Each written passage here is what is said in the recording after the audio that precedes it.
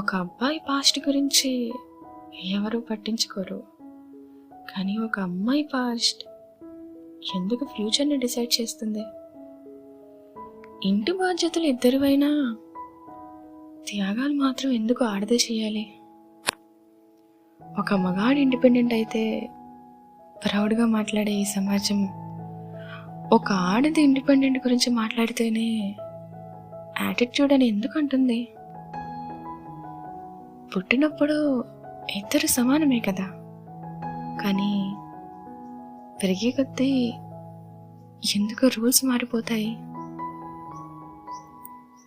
ఇది సమాజమా లేక మన ఆలోచన?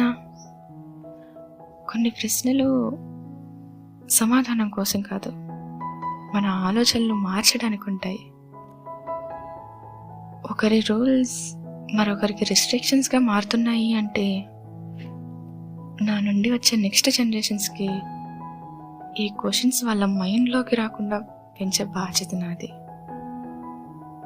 ఇప్పటికీ నేను చెప్పింది తప్పుగా అనిపిస్తే మనస్ఫూర్తిగా నేను క్షమాపణ అడుగుతాను. Thank you.